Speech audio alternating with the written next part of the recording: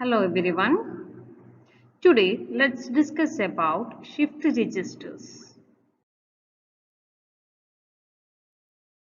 In order to store multiple bits of information, we require multiple flip-flops. The group of flip-flops which are used to store the binary data is known as a register. And the storage capability of a register makes it as an important type of memory device. Okay, so a register is nothing but a digital circuit which is constructed using multiple flip-flops, and it has two basic functions: data storage and data movement. If the register is capable of shifting the bits either towards right hand side or towards left hand side, then it is known as a shift register. Okay, so if the register is capable of shifting the bits either towards right side or left side, is known as a shift register. Okay, as we just said, a register is nothing but a set of flip-flops which are used for storing the binary information. Fine. Now let's look into how we can store a bit 1 or 0 using a D flip-flop. Okay, a 1 is applied to the data input and a clock pulse is applied which stores the 1 by setting the flip-flop. Okay, when a 1 is on the D input line, this Q becomes 1 at the triggering edge of the clock, or it remains a 1 if it is already in the set state. Okay, when the 1 on the input line is removed, the flip-flop remains in the set state, thereby storing the bit 1. A similar procedure can be applied for the storage of the bit 0 also. So when a 0 is on the D input line, this Q becomes a 0 at the triggering edge of the clock, or remains a 0 if it is already in the reset state.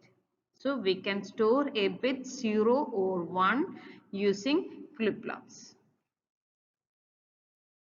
The storage capacity of a register is the total number of bits of digital data it can retain. Each flip-flop in the shift register represents one bit of storage capacity, and therefore the number of stages or the number of flip-flops in the shift register determines its storage capacity. So if the shift register consists of 4 flip-flops, then it can store a 4 bit of data. Okay, so it depends upon the number of flip-flops. Okay, if it consists of n flip-flops, then it can store an n bit of information. Okay, that's about the storage capacity of the register. Fine. Now let's look into the shift capability of a register. The shift capability of the register permits the movement of the data from stage to stage within the register, or into or out of the register upon application of clock pulses. Okay, so this shift capability permits the shifting of the data from one flip-flop to another within the register, or into or out of the register by applying the clock pulses. Okay, the common task of shift registers are: it can be used for serial to parallel data conversion, for time delaying, ring counter, twisted ring counter, or in the Johnson ring counter. The shift registers can be used, and it can be used as a memory device. Let's look into the various characteristics of shift register. We can have the different types of shift registers based on the number of bits. We can have a 4-bit shift register or a 8-bit shift register, etc. Then based on the loading, we can have different types of shift registers. We can load either in the serial manner or in the parallel manner. Then the common modes of operation, we can have parallel load, shift left or right, serial load. Then it can use it for holding or clearing. Now let's look into the basic data movement in shift registers. We can have the data movement either in the left direction or in the right direction, and also we can shift the data serially or parallelly. So based on that, we'll be having various types of data movement is allowed in the shift registers. The first one indicates the serial in, serial out, and the data are shifting towards the right. And the second figure shows that here also the data is serially in, that is one bit at a time will be inputted, one bit will be outputted, but the data is moved from left to right. Okay, so they are shifting towards the left. Okay, then the third figure, that is parallel in, serial out, that is we are inputting the data parallelly, but we are taking it one bit at a time. Serially we are taking it out. Okay, then the fourth figure, serial in, parallel out, we are inputting one bit at a time, but we are taking all the bits simultaneously. Then the next figure is parallel in, parallel out. We are inputting it parallelly and we are outputting it also in parallel mode. The other two figures that represents the rotate right and left. Okay, it is similar to the shift right and left, but the difference is that the end is connected to the first. Okay, so the movement is towards the right and the last element is connected to the first. Okay, the data movement can be either towards the left or right, so it can have rotate right or left. Okay, so these are the various data movement in shift registers. Four types of shift registers based on applying inputs and accessing of outputs. They are serial in, serial out shift register. They can be of two types, serial in, shift left, serial out shift register, or serial in, shift right, serial out shift register. Okay, then the second type is serial in, parallel out, parallel in, serial out, parallel in, parallel out. Okay, so these are the four types of shift registers classified based on applying the inputs and accessing of outputs. Now let's discuss about the serial in, serial out shift registers. This shift registers can also be called as SISO shift register. SISO shift register. Okay. So this serial in, serial out shift register accepts the data serially, that is one bit at a time on a single input line, and it produces the stored information on its output line, and it is also in the serial form, that is one bit at a time will be outputted. Okay, so here we'll be having a single input line and a single output line. Through the input line we are inputting the data one bit at a time, and through the output line we are retrieving the data one bit at a time. Fine. So this is the data movement. The data movement can be either in the towards the right side or towards the left side. Based on that, we'll be having two types of SISO: serial in, shift left, SO, and serial in, shift right, serial out, shift register. Okay. The logic block symbol for an 8-bit serial in, serial out shift register is shown here. So we are having a single data input line, and since we are having an 8-bit register, we'll be having 8 outputs, namely Q0 to Q7. So from the last flip-flop, we'll be getting the output as Q7 and Q bar 7. Okay, so this Q7 represents the output from the last flip-flop. Okay, we are having an 8-bit shift register. This SRG designation indicates a shift register with an 8-bit capacity. Okay. The block diagram of a 4-bit serial in, serial out shift register is shown here. Since it is a 4-bit SISO shift register, we need 4 D flip-flops. Okay, we are taking 4 D flip-flops to implement this 4-bit SISO shift register. Okay, fine. To the FF0 or to the first flip-flop, we are connecting the data input line. Okay, so through this FF0, we are serially inputting the data, and we are serially outputting the data through the FF3. Okay, so we'll be having only one data input line and one data output line. So the data input line is D0 and the output line is Q3. So this register can store 4 bits of data. Now let's look into how we can store the 4 bits 1010 into this 4-bit SISO shift register. Okay, let us assume that the register is initially cleared. All the flip-flops are having the value 0. Okay, then we are going to put this LSB 0 on the data input line. The data input line is connected to the FF0, right? So this LSB 0 is put on the D input line of FF0. Okay. So on the first clock pulse, this 0 reaches the Q0. Thus, this FF0 will move to the reset state. Okay. So the FF0 is reset, thus stores 0. Fine. Then the second bit, which is a 1, is now applied to the data input line, making D is equal to 1 for FF0 and D is equal to 0 for FF1. D is equal to 0. We got this value from this Q0 because the D of the FF1 is connected to Q0. Okay. So D of FF1 is equal to 0. Okay, so on second clock, the 1 on the data input line of FF0 makes this FF0 to be in the set state, and the 0 on the D input of the FF1 makes this FF1 in the reset state.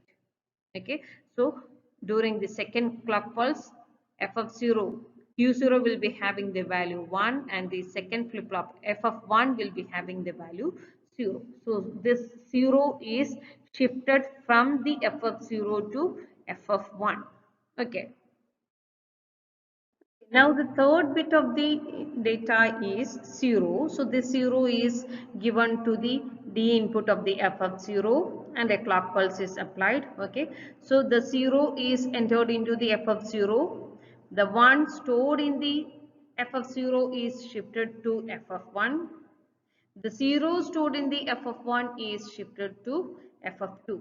Okay. So 0 in the FF0, the 1 in the FF0 is shifted to FF1. The 0 in the FF1 is shifted to FF2. Okay. Then the last bit 1 is now applied onto the data input line and a clock pulse is applied. Okay. This time the 1 is entered in the FF0. The 0 stored in the FF0 is shifted to FF1.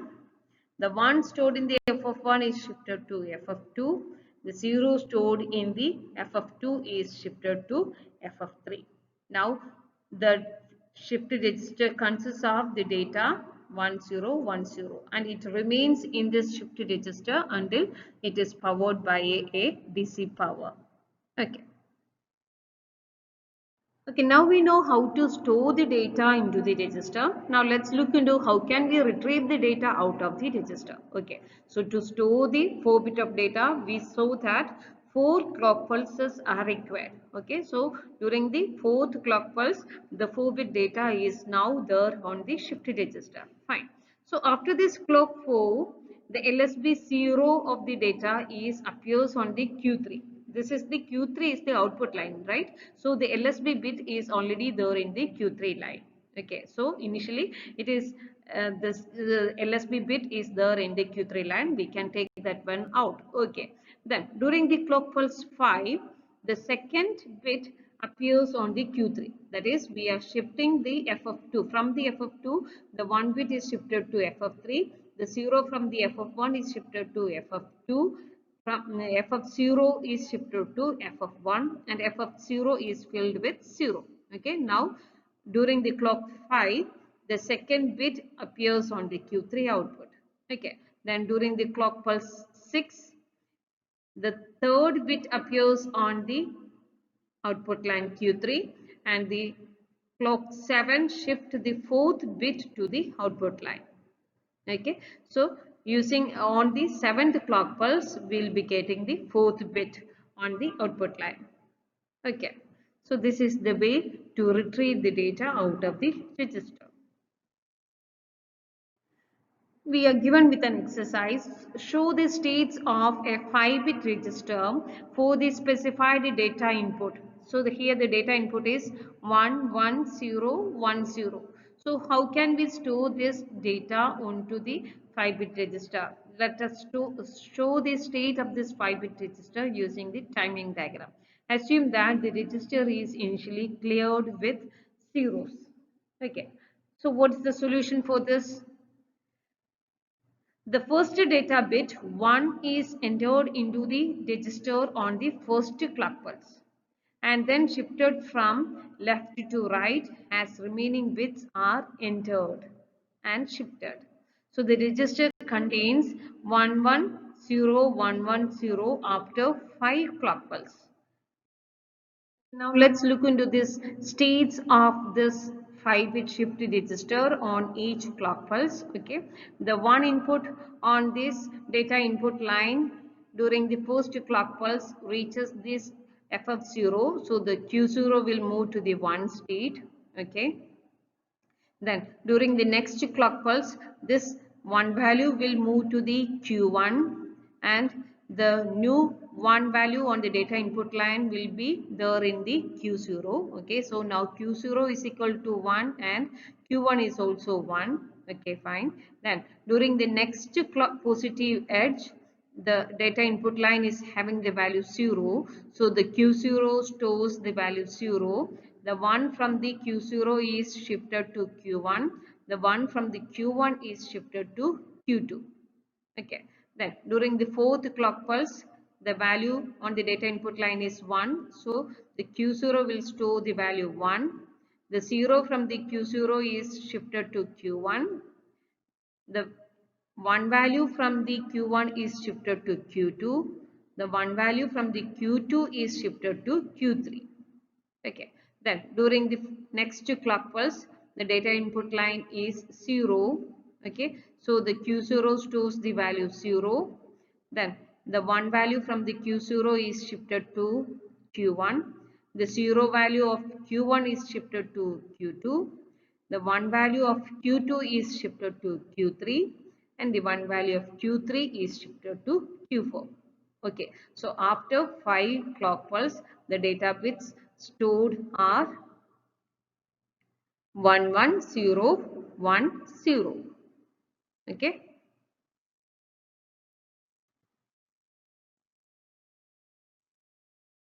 Okay, now let's discuss about the second type of shift register, that is serial in parallel out shift register, SIPO shift register. Okay, so here the data bits are entered serially and in the parallel output register, the output of each stage is available. That is, we are inputting in the serial manner, but we are outputting in the parallel manner. That is, once the data are stored, each bit appears on its respective output line and all the bits are available simultaneously.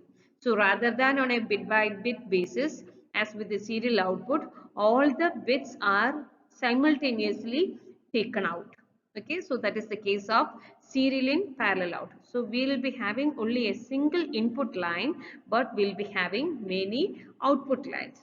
Okay, so if it is a 4-bit shift register, then we'll be having 4 output lines. Okay, so if it is a 4-bit shift register, it consists of 4 output lines with 1 input line. Let's look into the logic block symbol for a 4-bit serial in parallel out shift register. The difference is here we will be having 4 output lines. We will be having a single input line with 4 parallel output lines. Okay, this SRG4 denotes that shift register with a 4-bit. Okay. The logic diagram of a 4-bit SIPO shift register is shown here. Since it is a 4-bit shift register, it consists of 4 D flip-flops. Okay. Since it is an SIPO shift register, it consists of only a single input line but with 4 parallel output lines. Okay. A single input line is connected to the FF0 and we are taking out the outputs from each flip-flop simultaneously. Okay, so as soon as the data loading gets completed, all the flip-flops contain the required data.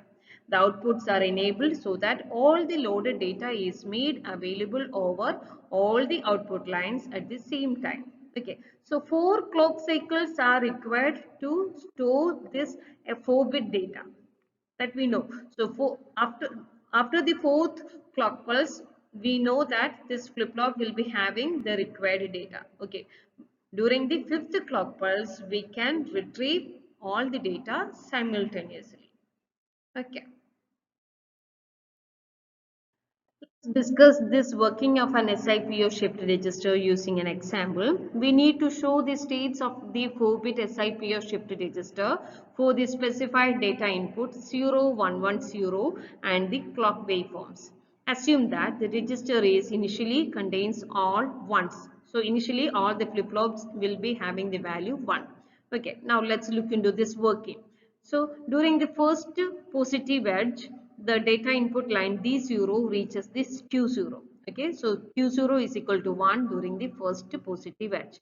All the other flip-flops remains in the same state. Fine. Then during the next clock pulse, the next data input that is 1 reaches this Q0. So from the Q0 moves to the 1 state, the Q0 value reaches the Q1. Okay, now Q0 is equal to 1 and Q1 is equal to 0. Okay, then during the next positive edge, the 1 on the data input line reaches the Q0, the 1 on the Q0 reaches the Q1, the 0 on the Q1 reaches the Q2. Then during the 4th clock pulse, the 0 on the data input line reaches the Q0, the 1 on the Q0 reaches Q1, 1 on the Q1 reaches Q2, 0 on the Q2 reaches Q3. Okay, so the register contains 0, 1, 1, 0 after 4 clock pulses. In this video, we discussed about serial in, serial out shift register and serial in, parallel out shift registers. Thank you.